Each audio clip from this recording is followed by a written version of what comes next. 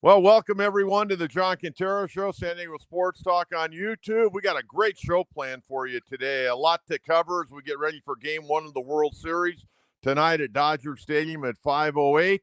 And just want to remind you, if you're just tuning in for the first time, if you would, please subscribe to our channel. It doesn't cost anything. Just subscribe, and we'll make sure that you get all the notifications. Just make sure your notifications are on. And again, you can follow me on Facebook at John Kentera and on X at Coach Kentera 44. We're very fortunate to have this gentleman join us today because I know when he gets off the air with us, he's going to be heading to Dodger Stadium for Game 1 tonight, and that's National Baseball writer Scott Miller joins us on the John Kentera Show. Scotty, how you doing today?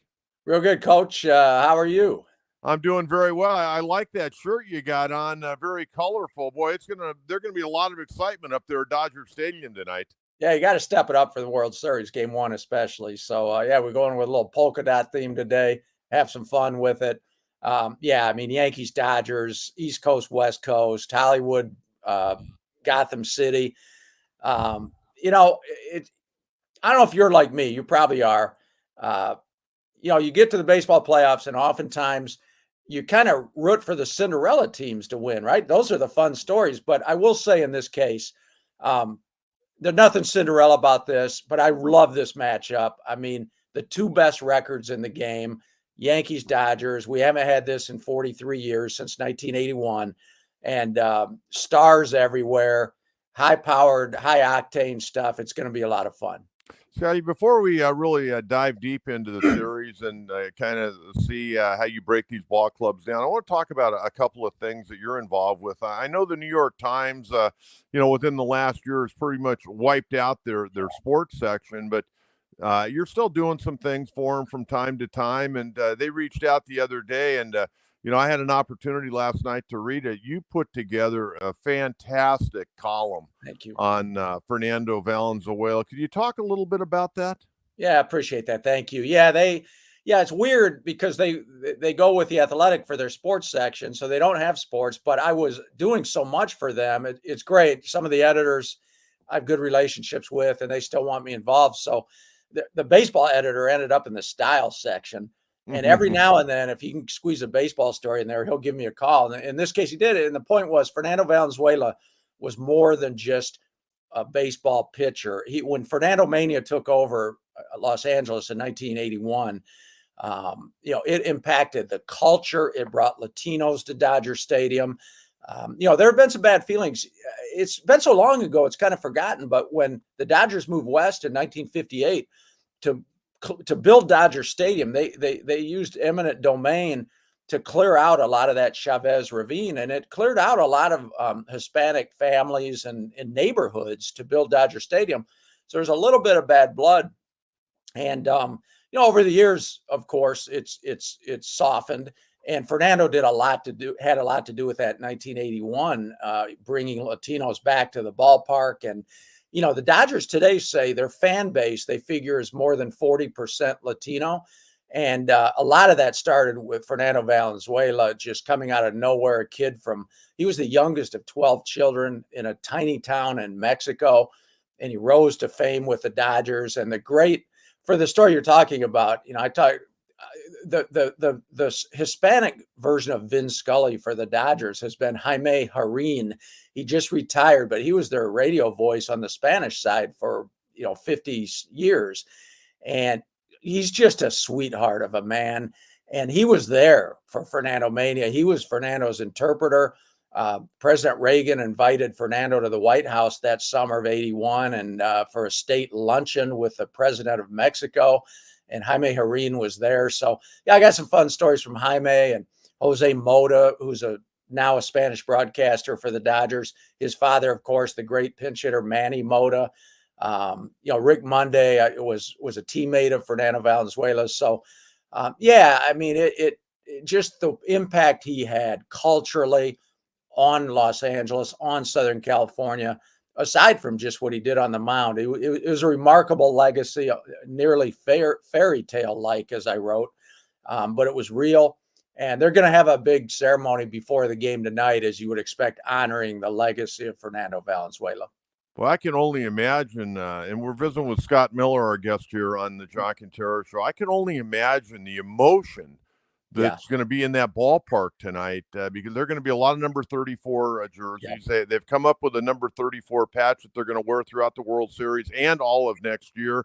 Yeah. And then to boot, you got game one of the World Series after that. Yeah. Yeah. It's going to be quite a night. And, it's weird, Coach, the way baseball works and the threads that run from generation to generation that stitch together this whole crazy game of baseball and all of us with it. Fernando, the last time the Yankees and Dodgers played in the World Series, it was 1981. Dodgers beat them. Game 3 of that World Series, Fernando Valenzuela started. He went a complete game. He threw like 146 pitches. You would never see that today. But anyway, the point is the 43rd anniversary of that start, Fernando's, was yesterday. He ended up passing away on the eve of the 43rd anniversary of his all-timer game against the Yankees in the World Series. And now he passes away on the eve of that anniversary. And who do we get in the World Series but the Yankees and Dodgers? It's just eerie sometimes the way this sport works. Absolutely amazing. Scotty, I want to get into and really take a good hard look at these rosters. But I saw yesterday, and I know you and I talked quite a bit. Yeah. You've got a book coming out. And I think for baseball fans, this book is going to be, oh man, it's going to be a must read. You're writing a book and finishing it up on managers. So tell us a little bit about that. Appreciate that. It comes out May 13th. But as you noted, it's the I don't know if you want to call it hype or whatever, is beginning to start in that the publishing company, out of New York, Shohei, they put the book's now on pre-sale. This past week, it went on pre-sale. So it's called Skipper, Why Baseball Managers Always Are Important and Always Will Be. And it's like I say, it went on pre-sale this week. You get it, Amazon, Target, Barnes and Noble, wherever you get books, it'll be sold. And yeah, it's been about a 2.5-year project. And I talked to probably almost 200 people for this thing, managers, current managers, ex-managers, players, executives. And basically, in a nutshell, Coach, it traces from when we had the strong managers that were totally autonomous, like Sparky Anderson, Earl Weaver, Billy Martin in the late 70s. And it goes from then to now. And and I look at what the job of a manager was like then, what it's like now, and how we got here and why we got here. Today, obviously, the managers don't have quite the authority they once did. It's more corporate. They've got to play with the baseball operations department, analytics people, have suggestions that they have to implement. And anyway, yeah, so it goes from, in fact, one reason I'm happy with this World Series is I spent a lot of time with Dave Roberts. There's a full chapter on him and kind of a behind the scenes look at what, the life of a major league manager today and all the directions he gets pulled in. I also spent some time with Aaron Boone. He's in chapter 1. In fact, not only did I talk to Aaron Boone, but I tried to put some fun, different twists in the book. Aside from talking with Aaron Boone, I went and I watched a Yankees game he managed on television with his father, the ex-All-Star catcher Bob Boone, and his mother Sue.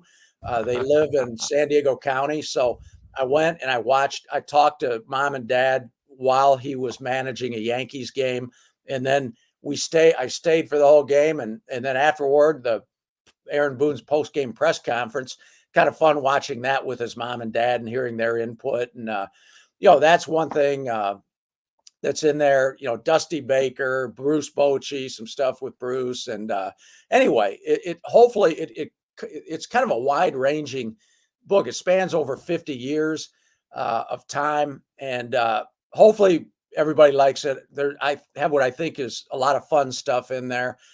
And a lot of really good insight. Theo Epstein, Billy Beane. We go through the Moneyball era of baseball, which obviously helped change what managers do now and change the job dramatically. I talked to some of the principals from the Moneyball era and beyond. And so hopefully, it's a fast moving book over 50 years with a lot of different voices and characters in it, and a lot of baseball history. That's going to be great. I'm looking forward to that. Scott Miller, national baseball writer with the New York Times, our guest here on the John Kentera Show. All right, let's take a look at the World Series now. I think it's a marvelous World Series. You got one manager in Aaron Boone, who's always under fire, former USC Trojan. You got Dave Roberts. He could go 162-0, and they'd still be upset because he didn't win games by enough of runs. A UCLA Bruin. So this is going to be an interesting watch, I think, managerial-wise. And, hey, let's face it, Dave Roberts has won a lot of playoff games, and he's been to 3 World Series prior to this. Aaron Boone, he's won some playoff games, never managed in the World Series. Nope. So Dave Roberts, I would think, has a little bit of an advantage. I think manager-wise, he probably does. He's been here, done that. He knows what to expect. He won one of those World Series, as you mentioned. It was in the COVID-shortened season of 2020 when they beat Tampa Bay in the COVID bubble in the neutral site in Texas.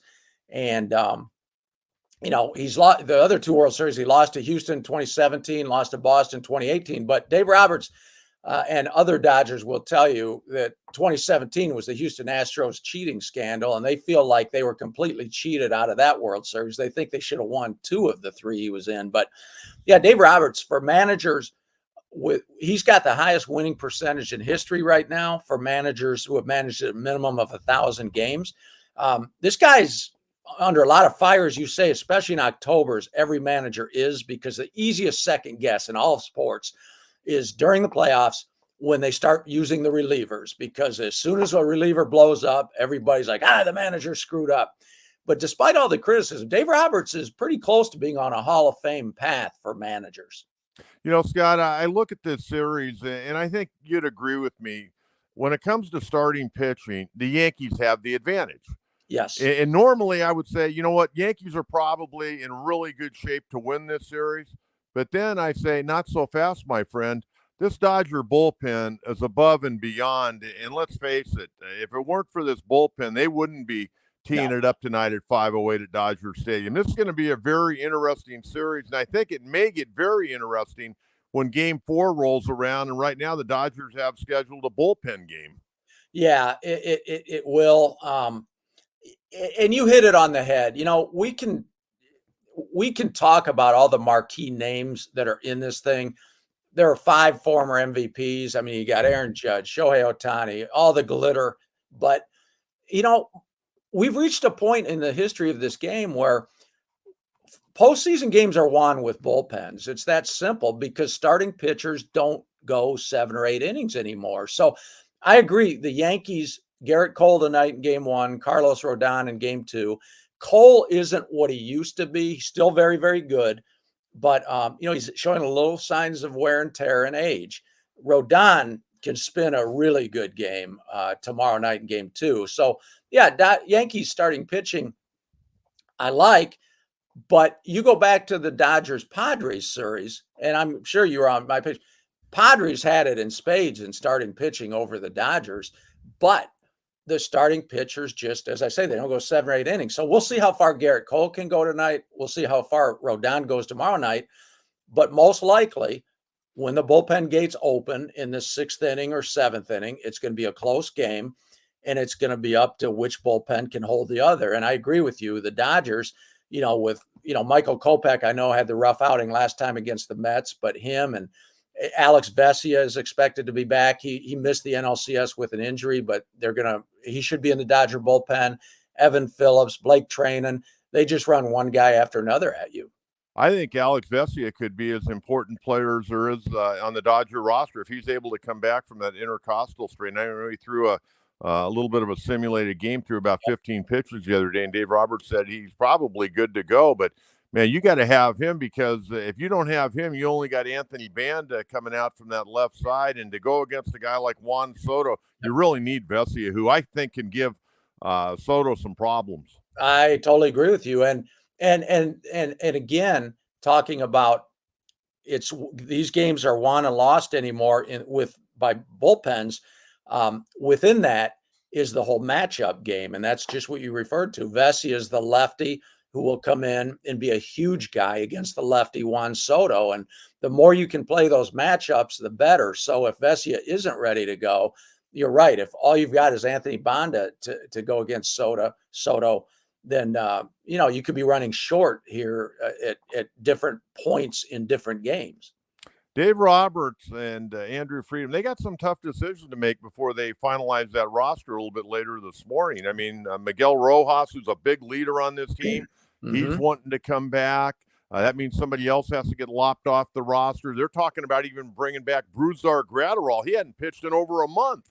No, but that's the Dodgers. They've had so many injuries that it seems like every other week somebody's coming back from injury. Maybe today it'll be Graterol, but yeah, the Miguel Rojas thing will be very interesting to watch because they love his defense at shortstop, and he is one of the team leaders.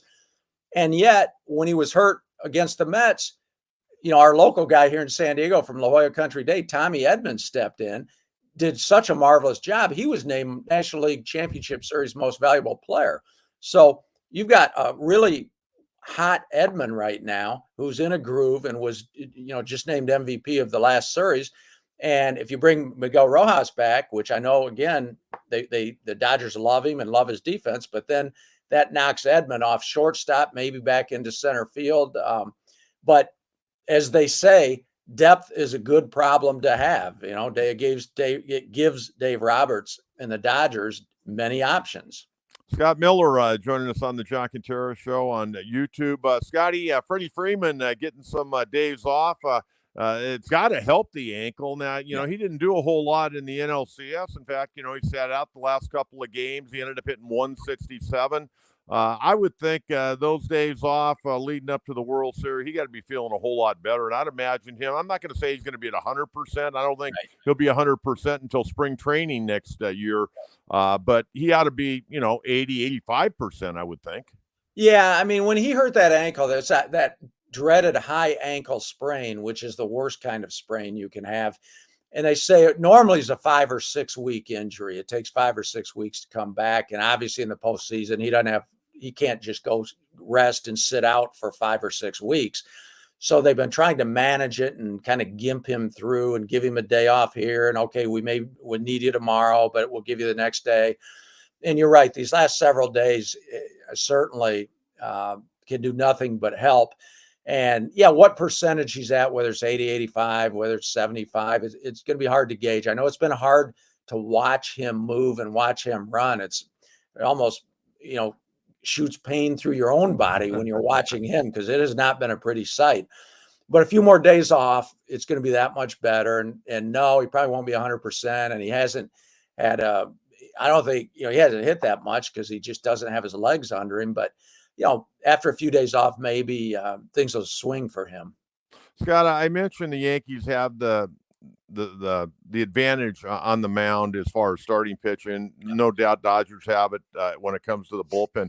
What other areas? Both offenses are fantastic. Of course, you got the big boppers right there with the Yankees, with Soto and Judge, and Stanton's gotten real hot. But where else do you think that the Yankees have the advantage over the Dodgers, or is there any area they do?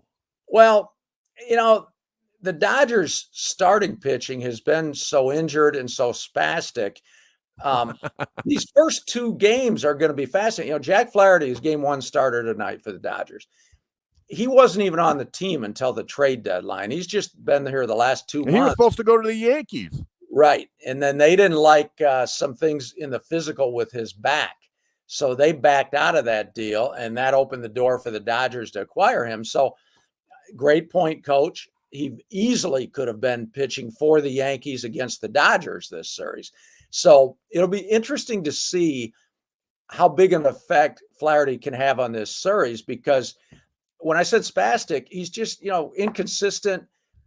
A few years back when he was pitching in the postseason for St. Louis as a young guy, I thought, I know I'm not alone. I thought this guy is going to win a Cy Young Award. He's that good, and he hasn't yet. And worse, he's just been inconsistent. And we saw that, he was game 1 against the Mets. He was phenomenal. And then his second start against the Mets, he was throwing batting practice. And that's the thing with Flaherty. You know, you never know for sure what you're going to get. Now, he said he made some adjustments, so you would think the Dodgers would get the good Flaherty tonight. But, you know, if he throws anything like he did against the Mets, that's going to be a Yankees advantage. Then you get into game 2, Yoshinobu Yamamoto, kind of the same thing. You know, he threw a gem. Was that against the Padres, right? Earlier in the year, or was it the Mets? He threw one against the Mets. I think it was the Mets. Same thing with kind of like Flaherty. He in Dodger Stadium, he was great against the Mets, and then in New York, you know, he struggled with his location and wasn't effective at all. So again, just like with Flaherty tonight in game 2, which Yamamoto are we going to get? And that could play to the Yankees' advantage. So, you know, the pitching is still the rotation for the Dodgers, I think, could be the Yankees could like that. You know, I think the lineups, it's interesting, the star power in each lineup. I think for the Yankees, you know, Judge needs to have a big series, Stanton needs to have big series. But beyond that, you know, you've got to get the guys like Gleyber, Torres, they have to do their thing and get on base, because it's going to be a different series for the Yankees if they can have base runners, a lot of traffic when Judge and Stanton come to the plate and Soto, versus if the other guys don't do as much and, you know, Soto, Judge, and Stanton come up to the plate with with nobody on base. I know that's how the Dodgers would prefer it, but you know, that'll be a key. All right, so I want to get to just a quick your thoughts on the Padres, but I do want to give you the opportunity. If you want to take it, you don't have to take it. I'm not going to twist your arm on this, but would you like to make a prediction on who's going to win and how many games? Well, I'll immediately say no, because I hate predictions and they're not. I'm not very good at them, but a few other people have asked, so I'll give you what my loose prediction is. I think it's going to be a coin flip. I think it's really evenly matched. I think it's going to be a long series. I'm going Dodgers in 7 because I think it's going to go that long. And I think when they get to Dodger, they play game 6 and 7 in Dodger Stadium. And, you know, that's, as the Padres know, it's a difficult place to play. And I think this Dodgers team is different than Dodger teams in the past. I mean, they're you know, the last 2 years when they got knocked out in the first round by the D-backs last year and the Padres 2 years ago, I think they've learned from that and they understand, you know, all you heard Dave Roberts talk about this fall was we've got to bring the intensity. We've got to bring the intensity. And I think they have, I think they are, and I think they will. And I think that's what's going to pull them through. And I'll say Dodgers in 7. Okay, I want you to give me a quick, overview of what you saw from the Padres, where you think this franchise is headed. Then you can get in your car and head to Dodger Stadium. You know, it's just, I mean, they're in a good spot. They had a really good year this year. I mean, I'm a little conflicted because, right, if you're a Padres fan, like if you just sit back and look at this year relative to Padres history, it was a great year. It was a lot of fun. They had star power, packed house at Petco all the time. I mean, baseball's in a really, really good spot, I think, right now in San Diego, better than maybe I've ever seen it. The only reason I paused before giving that answer is you always want more. And I can't help but look at the World Series that begins tonight and think back to the Mets Dodgers, and then think back to the Padres Dodgers and think, had the Padres beaten the Dodgers, that was the NLCS. Had the Padres beaten the Dodgers, I think we'd be seeing the Padres Yankees in the World Series tonight. So that's, to me, especially as a local, the part that leaves the season, and instead of being a great season, it's also a little bittersweet. I think they've got the right people in place. I think Mike Schilt did a nice job managing. Obviously, you know, injuries, you know, guys get a little bit older. You know, Manny had the surgery last off season, Musgrove with his upcoming Tommy John. You always worry about a missed window. And, you know, I don't know if this year might be that missed window where, you know, as I said, had they beaten the Dodgers, I think the World Series would be coming to San Diego. But, you know, next year, guys are another year older, maybe more injuries. And I know within a couple years, they're going to have payroll issues because Tatis is going to be up at 30 million a year, Machado and Bogarts. They're going to have like 90 million a year just in those three. Plus, you had Darvish and Musgrove. So they've got some financial things they're going to have to figure out, some tough decisions in the next 2 years. But I think they'll be able to be a contender again next year. Scotty, safe travels, and we'll catch up with you after the first couple of games at Dodger Stadium. All right, Coach. Sounds good. Take care, my friend. Enjoy the World Series. Enjoy tonight. There you go. Thanks again. Scott Miller, national baseball writer for the New York Times, and just an all-around great guy, and got that book coming out, Skipper, going to be coming out in the early spring. So that'll be a very excitable book to read. I'm excited about it, man. I had lunch with Scotty here about 3 weeks ago, and we were talking about it. And he spent a lot of time. Once upon a time, he wrote in Minneapolis and was a beat writer for the Minnesota Twins, and got to know Tom Kelly really well. And he spent a lot of time with Tom Kelly, but he spent a lot of time with a lot of managers. He mentioned he talked to over 200 people as he was writing this book. So I'm looking forward to that. He's got the Dodgers 1-7. What do you have?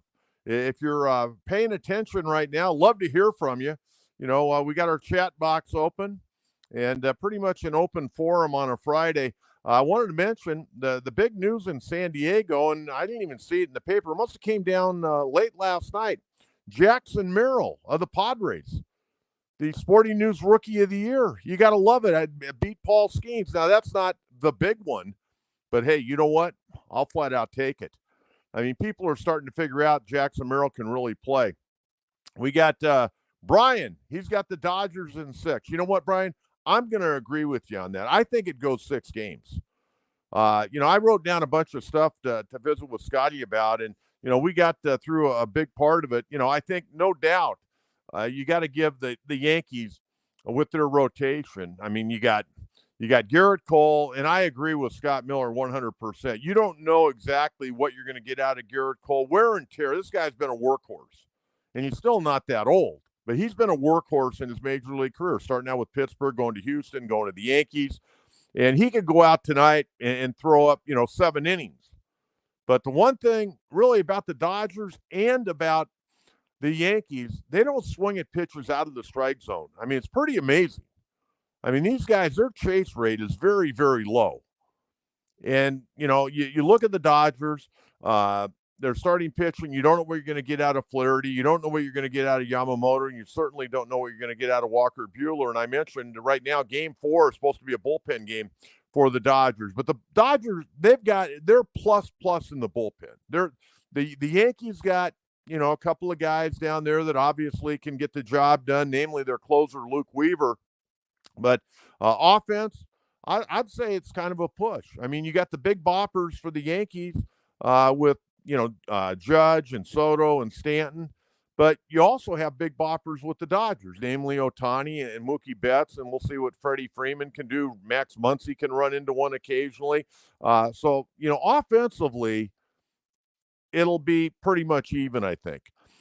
Defense, I would probably, even though the Dodgers sometimes don't really impress me defensively, I think I'd even give them a little bit of an edge. On defense. Base running definitely goes to the Dodgers. Yankees are one of the worst base running teams in all of baseball. They're way down in the very bottom rung of the rankings when it comes to base running. And we know the Dodgers aren't afraid to run. And I think intangibles, doing the little things. I think the Dodgers, they have some of those grinders that do the little things, I think, a little bit better than the Yankee ball club. So I'm going with the Dodgers in 6. I want to hear what you have to say. FAS Shipping, Receiving. Good to hear you, Coach. Thank you very much. Very much appreciate that.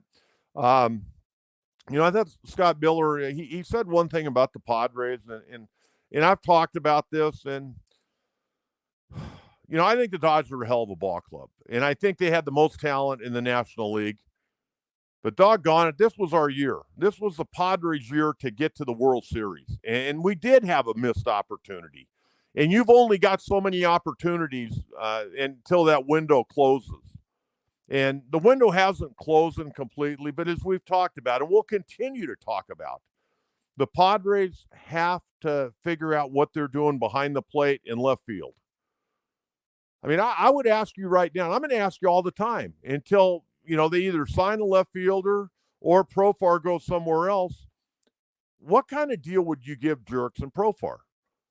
He was on a 1-year deal, $1 million plus incentives, and he reached all the incentives. Got probably a little more than $1 million, little more than another $1 million. So he made a little over $2 million this year because he reached all the incentives. But how much are you willing to pay Jurickson Profar? And as Scott Miller brought up, I mean, Fernando's going to go from making $11 million this year up to $20 million. And you've got other players that are pre-arbitration and other guys that are eligible for arbitration. So the payroll is going to go up, and I think it's going to go up to at least $200 million, unless they start whacking some guys.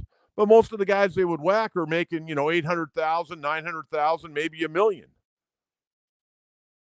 But the Padres are going to have to figure out how they're going to retool this ball club because they do have some holes. Tanner Scott ain't coming back. If Tanner Scott comes back, I'd be absolutely shocked. I just don't see it. Max, Dodgers in 6. Seems to be their year ever since Game 4 of the NLDS.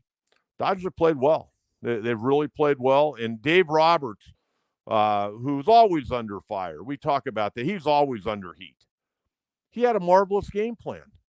But as great a game plan as you have as a manager, as a coach, it doesn't matter if your players can't go out and execute, and they went out and executed. And Scott Miller talked about Tommy Edman. Tommy Edman was unbelievable. I don't know if he's going to hit cleanup in the World Series. Is he going to play center? Is he going to play short? Like I mentioned, the roster decisions the Dodgers are going to have to make. Man, I can't imagine calling in a couple of players that, played for me in the NLCS that did a good job, and you're going to call them in and say, hey, you know what? We know you did a good job. We appreciate it, but we're taking you off the roster because this guy's coming back. And I mentioned Alex Vesia probably going to come back, and that's key. If they didn't have Vesia coming back, and we'll find out later today when the rosters are officially announced, they need Vesia in the worst way. Anthony Banda cannot be the only left-hander coming out of the Dodger bullpen. Vesia's had an incredible year. He had a career year. And then he had that intercostal muscle injury against the Padres and sat out the last series. Kid from Steel Canyon. Grew up out there in Alpine. So, and then Miguel Rojas, who's one of the team leaders. I mean, he's kind of the team spokesman. And he was on the IL. He didn't participate in the last series. And it looks like he's probably coming back. And I mentioned Brusdar Graterol. I mean, he hadn't pitched in over a month. He's been in, out all year long. He's had all kinds of issues. But we know he can go out there and get the job done. But who are they going to take off the roster? Brent Honeywell? Maybe they will. It's going to be a fascinating series. I mean, you talk about the managers, Dave Roberts and Aaron Boone, guys that know one another very, very well. They're very close friends, by the way. And one's a UCLA Bruin, the other's a USC Trojan. This is going to be fascinating. It really is going to be fascinating. Padres were a heck of a team, Coach. I think LA versus San Diego was just a big series as the World Series. Well, I think for us it was because intensity-wise, we know the way the Padres look at the Dodgers, and we know the Dodgers. They respect the Padres, but they also know that they look down their nose at them. And that's why it's so frustrating. We had them. 2-1 in our home ballpark, and they threw up a shutout with 8 pitchers. They ran a bullpen game and shut us out. And then we went up there and we couldn't score. And they hit 2 solo home runs and beat us 2-0. Doesn't get much worse than that. And then you get to get on the bus and drive back to San Diego. And you think about what could have been. I mean, what could have been would have been amazing. Austin Pratt, their coach, you are someone I look up to in sports talk media. Thanks for being a great friend. Austin, thank you very much. That's very kind of you. Very much appreciate that. But I'm looking forward to the World Series. I got a big day. I'm doing all kinds of stuff today. I'm going out. My high school football coach, Cliff Kenny, who was the first coach at Torrey Pines High School, he's still coaching football. He's helping out at Horizon Prep, 8-man football. I'm going to an 8-man football game today. And then probably going to a high school football game tonight while I'm watching the Dodger game. Probably go up and watch my alma mater, Torrey Pines, take on Poway tonight. And then tomorrow night, I'm going to the Aztec game. But, hey, I got my iPad. I'll be watching the baseball game all along. No question about that. Oscar Ramirez signed Profar on a 2-year, $4 million deal. I like the 2 years, Oscar, but I think he's probably going to get more than $4 million. I think I could see Profar getting, say, a 2-year, $16 million deal. And you know what? Somebody will probably give him a 2-year, $20 million deal, but I don't think the Padres can do that. I think the Padres need to keep it, probably around $7 to $8 million if they can re-sign him. We'll have to wait and see. But let's just remember, Profar loves it here, and maybe they can work out. I don't want to say the San Diego Disc. He earned his money, but how much do you really want to throw in there? Jackson Merrill winning the Sporting News Rookie of the Year. Well deserved. And, Paul Skeens was the flavor of the month. I mean, he ended up being the starter in the National League All-Star game, or for the National League in the All-Star game. Had a hell of a year. A 1.99 ERA, but he didn't pitch enough. He started the year in the minor leagues. Our kid, Jackson Merrill, he started in the big leagues, played great center field. Well deserved. Now, when they decide to announce the, Major League National League Rookie of the Year, I'm hoping it's the same thing. We'll have to wait and see on that. Okay, the other thing I'm going to be doing this weekend, I got a couple of other things besides going to the 8-man football game and the high school football game up at Torrey tonight. Tomorrow night, a late start, 7:30, Aztecs going against Washington State. Aztecs 3-3, non-conference game, but they're 2-0 in the Mountain West Conference, but 3-3. They need 3 more wins. I don't care how they get them. They need 3 more wins to become bowl eligible. This will be a very, very tall task for the Aztecs tomorrow night. But you know what? They're getting better. Defense has been pretty good. They're starting to lose some guys along that offensive line that could be a real problem. But I'll report back to you on Monday on what I saw. But I am going to that game. Kicks off shortly after 7:30 on Saturday night. So we'll wait and see how that goes. The other thing I wanted to mention was the football game last night. And I didn't get a chance to see a lot of it, but a much-needed win for the Rams. The Rams are right in the thick of things. Have anybody looked at the standings in the NFC West? I mean, it's really kind of crazy. The 49ers are 3-4, Arizona's 3-4, and with the win last night, the Rams are now 3-4. Seattle leading the NFC West with a 4-3 record. I mean, it's almost been the NFC worst this year. I mean, they've had a rough go of it. Let's go down here and take a look. There you go, 4-3 for Seattle, and the other 3 teams are 3-4. Not good. 49ers have been a major disappointment, but that game last night for the Rams was huge. I mean, they beat Kevin O'Connell's Minnesota Vikings. Vikings now, they were 5-0, and they've lost 2 games in the last 5 days. They get beat last night by the Rams at SoFi, 30-20. Matthew Stafford, a good ball game, 279 yards, 4 touchdowns, did throw a pick, but he got his wide receivers back. Puka Nacua was back. Cooper Kupp was back. Nacua, 7 catches, 106 yards. Kupp, 5 catches, 51 yards, but he had a touchdown. Kyron Williams had a big night, 23 carries, 97 yards. It's a good win. And I know Sam Darnold got face masked, okay? I understand that on the safety, but, hey, the officials didn't see it. Sam Darnold doing a nice job, though. I mean, he didn't have a great game last night, threw for 240 yards and a couple of touchdowns, but Kevin O'Connell done a really good job there with Darnold and with the Vikings at this point. Sunday at SoFi Stadium, 105, the LA Chargers, 3-3, going against the 2-5 New Orleans Saints. I would think the Chargers could win that game. Chargers, I think they're becoming a major disappointment. The other thing, where do the Chargers, I mean, seriously, we always talk about this every year. Where do the Chargers fall in the food chain up in L.A.? They're so far down, you need a telescope to find them. I mean, really. I mean, the Rams are 3-4, but the Rams have history. Chargers have no history. I mean, you got the Dodgers playing tonight. The Lakers are back in action. And, oh, by the way, the Lakers, 1-0. I'm still kind of excited about that game the other night, even though they didn't really play that great. They're back in action tonight against the Phoenix Suns. That'll be a good game. Phoenix the other night won in overtime at the new Intuit Dome. They're Steve Ballmer and company with the Clippers. They lost in overtime to Kevin Durant and the Phoenix Suns. So we'll see what the Lakers are able to bring. They had a couple of games this weekend, but tonight they'll be taking on the Phoenix Suns. A lot to get to coming up next week. We're obviously going to recap on Monday, recap Game 1 and Game 2 of the World Series. The way it works, you've got Game 1 tonight, Game 2 tomorrow. Sunday will be a travel day.